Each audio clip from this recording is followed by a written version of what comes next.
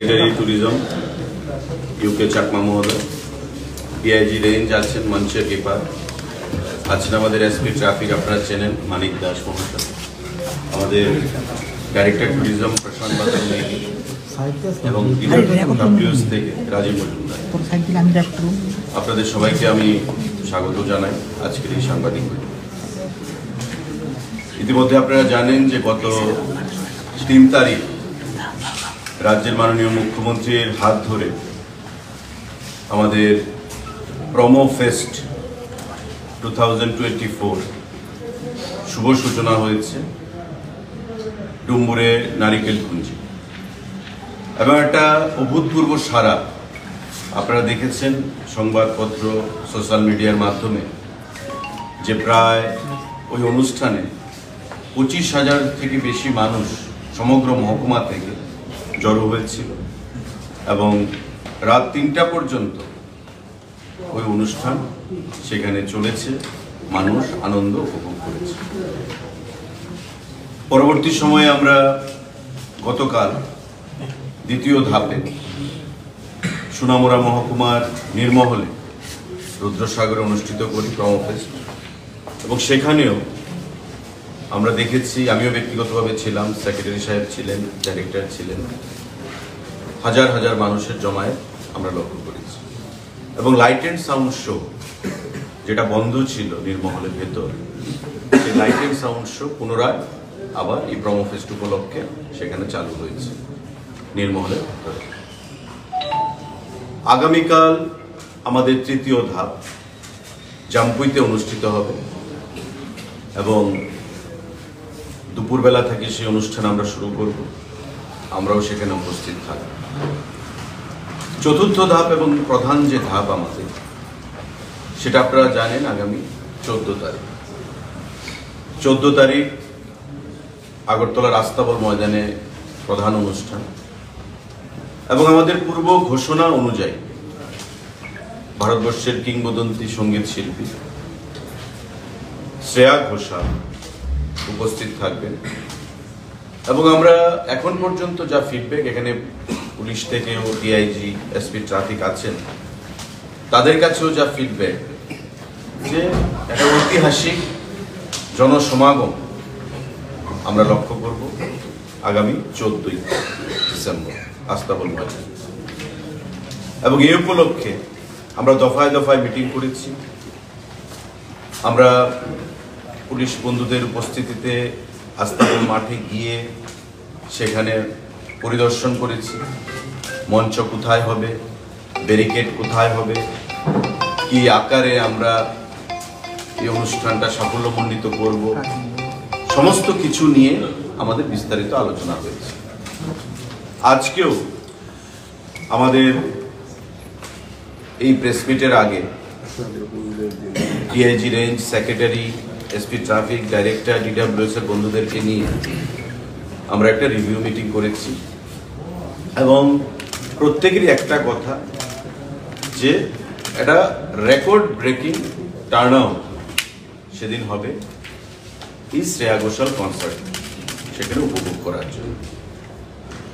আমরাও দপ্তরের তরফ থেকে, ট্যুরিজম দপ্তরের তরফ থেকে পুলিশের সহায়তা নিয়ে এই প্রোগ্রামটাকে কি করে সাফল্যমণ্ডিত করা যায় এবং সুন্দরভাবে আনন্দ উৎসবের মধ্য দিয়ে কি করে অতিবাহিত করা যায় সে বিষয়ে সম্পূর্ণভাবে প্রস্তুতি গ্রহণ করেছি। আপনারা জানেন যে তার আগে আস্তাবল মাঠে অনেক কর্মসূচি হয়েছে, এ ধরনের কর্মসূচি। আস্তাবল মাঠের যা পরিধি বা যা আয়তন, সেটা তো আমরা আর বৃদ্ধি করতে পারবো না, কিন্তু এই আমাদের যা রিসোর্সেস আজ রয়েছে তার মধ্যে থেকে আমরা এই প্রোগ্রামটাকে সুন্দরভাবে অতিবাহিত করতে চাই। সবার আগে আমি যেটা বলতে চাই, যে এই অনুষ্ঠানে আসার জন্য আমরা পাস ইস্যু করব, কিন্তু পাস হবে সম্পূর্ণ বিনামূল্যে।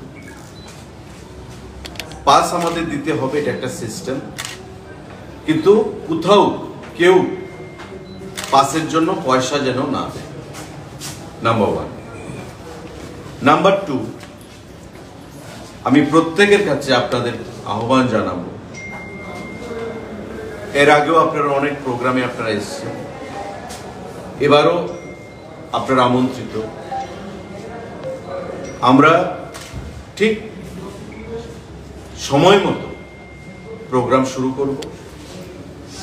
প্রত্যেকে যারা পাস নেবেন, প্রত্যেকে আমি সবার কাছে আহ্বান জানাব 4:30 থেকে 5টার মধ্যে অবশ্যই মাঠের মধ্যে ঢোকার চেষ্টা করব।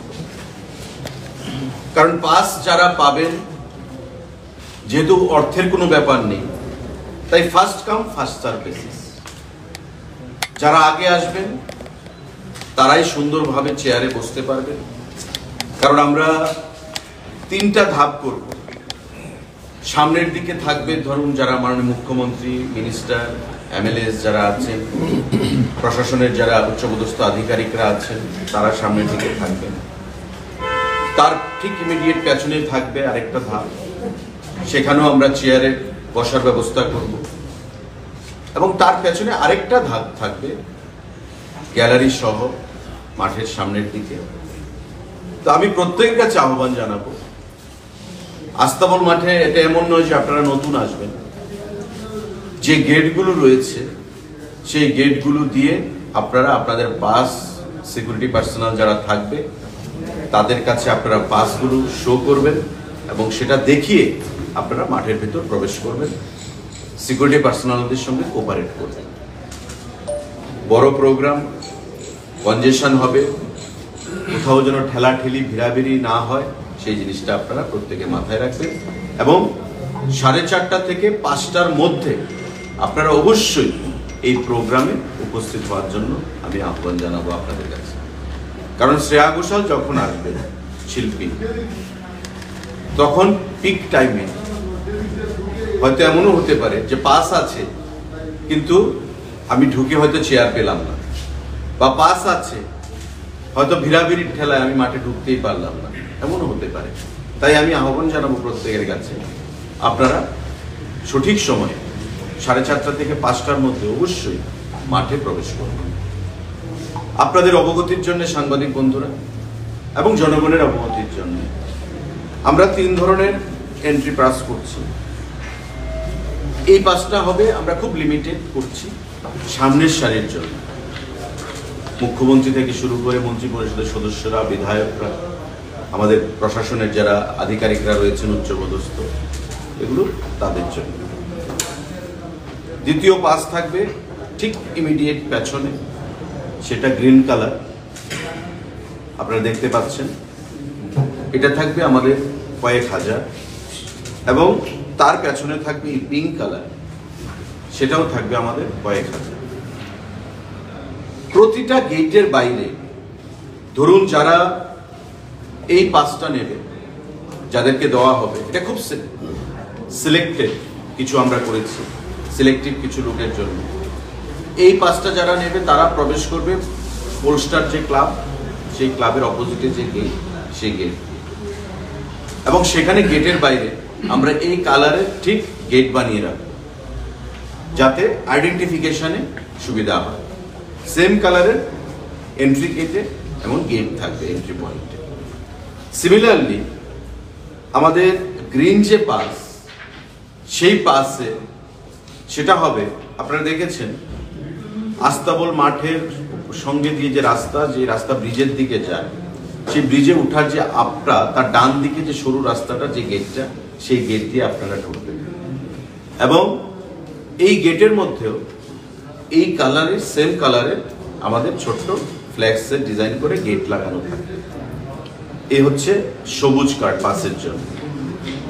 আমাদের থার্ড যে পাস, সেটা হচ্ছে পিঙ্ক কালারের। এটা আপনারা দেখেছেন যে স্বামী বিবেকানন্দের যে স্ট্যাচু আছে সেখান থেকে গেট রয়েছে, এবং মাঝামাঝি জায়গায় যে স্টলগুলো রয়েছে তার ভেতর দিয়েও একটা গেট রয়েছে। সেই গেট দিয়ে আপনারা সেখানে ঢুকবেন, এবং এই পিঙ্ক কালারের পাস, সেখানে গ্যালারিতে বসার জায়গা থাকবে বা সামনে ব্যারিকেড থাকবে, সেখানে আপনারা থাকবেন। এই 3 কালারের পাস আমরা ইস্যু করব, তার বাইরে কোনো পাস কিন্তু ইস্যু হবে না। নাম্বার 1। গুরুত্বপূর্ণ বিষয় যেগুলো আমরা পাচ্ছি কিছু সংবাদ, যে অনেকে যে কোনো ধরনের পাস নিচ্ছেন বা নেবেন, এখনো আমরা পাস ইস্যু করা শুরু করিনি। দপ্তর থেকে, ডাইরেক্টরেট অফ ট্যুরিজম থেকে আপনারা সেই পাস ইস্যু করতে পারবেন আগামীকাল থেকে, অর্থাৎ আমাদের 11 তারিখ থেকে আপনারা সেই পাস ইস্যু করতে পারবেন। একটা অ্যাডভার্টাইজমেন্ট দেওয়া হবে আজকে, বিভিন্ন পত্রিকাতে সেটা বেরোবে, টাইমিং দিয়ে দেওয়া হবে। সেই টাইমিং অনুযায়ী সুশৃঙ্খলতার সঙ্গে, ডিসিপ্লিন ওয়েতে আপনারা সেই পাসগুলো ইস্যু করবেন ডাইরেক্টরেট অফ ট্যুরিজম থেকে। আমাদের কাছে কিছু ফিডব্যাক আসছে যে অনেকে যে কোনো ধরনের পাস দিয়ে বলবে যে পয়সা দিয়ে কিনতে হবে, পয়সার বিনিময়ে সেটা আবার রিসেল করতে পারে। কোথাও কেউ পয়সা দিয়ে পাস গ্রহণ করবেন না। আমাদের সাফিসিয়েন্ট পাস আমরা প্রিন্ট করাচ্ছি, বিশেষ করে এটা গ্রিন কালার এবং আমাদের পিঙ্ক কালার। কোথাও কোনো পয়সা দিয়ে পাস ইস্যু করবেন না, কারণ সরকারি প্রোগ্রাম কোনো অবস্থাতেই পয়সার বিনিময়ে, পাসের বিনিময়ে, পয়সার বিনিময়ে পাসের মাধ্যমে আমরা করাইনি, কখনো আমরা করাতে চাই না। স্বাভাবিকভাবেই কোনো ট্র্যাপে যেন কেউ না আসে। যদি এমন কেউ করে, সঙ্গে সঙ্গে দপ্তরের গোচরে আনবেন বা পুলিশের গোচরে আনবেন, যাতে কেউ এ ধরনের কোনো ম্যাল প্র্যাকটিসে যুক্ত না হয়। আমি আপনাদের মাধ্যমে সবার কাছে আহ্বান জানাবো, free entry, free pass, entry pass, কোথাও পয়সার বিনিময়ে আপনারা সেটা করবেন না। আজকে এই যে ঘোষণাগুলো, কারণ আমাদের 14 তারিখ কর্মসূচি, অনেকের মধ্যে একটা কনফিউশন যে কোথায় পাস পাবো। আমরা বলে দিলাম আগামীকাল থেকে আপনারা পাস গ্রহণ করবেন আমাদের ডাইরেক্টরেট থেকে, ট্যুরিজম থেকে। আপনারা জানেন যে সেটা টাউন হলের পাশে রয়েছে, সেখান থেকে আপনারা গ্রহণ করবেন। আগামীকালকে অ্যাড বেরোবে এবং সেই অ্যাড অনুযায়ী আপনারা সময়টা মেনটেন করবেন, সেই সময় মোতাবেক আপনারা পাস সেখান থেকে গ্রহণ করবেন। সুন্দরভাবে প্রোগ্রামকে অতিবাহিত করার জন্য আমি সকলের সহযোগিতা চাইব, সাংবাদিক বন্ধুদের সহযোগিতা চাইব, এবং আপনাদের জন্য সেখানে আলাদা যে কভারেজ করার জন্য সেন্টার পয়েন্টে আপনাদের জন্য ব্যবস্থা থাকবে। আপনারা যে সংখ্যায় আছেন আমাদের আগরতলা শহরে, তার থেকে বেশি পরিমাণেই আমরা জায়গা রাখবো। 100-র উপরে মানুষ সেখানে দাঁড়াতে পারবে আপনারা কভারেজ করার জন্য। আপনারা খুব ডিসিপ্লিন ওয়েতে, কারণ বড় প্রোগ্রাম, ভুল ত্রুটি সামান্য কিছু থাকতে পারে, নিজের প্রোগ্রাম ভেবে আপনারা সেটাকে অপারেট করবেন। তার বাইরে আপনাদের জন্য আমরা কিছু পাস ইস্যু করব মিডিয়াকে নিয়ে। পাস মিডিয়ার জন্য আমরা আপনাদের গলায় রাখার জন্য আমরা কিছু পাস ইস্যু করব, সেগুলো আপনারা নেবেন এবং সুন্দরভাবে এই প্রোগ্রামকে কভারেজ দেবেন, যাতে এটা একটা ঐতিহাসিক প্রোগ্রামে আমরা রূপ দিতে পারি। যদি কোনো প্রশ্ন থাকে প্লিজ ফিল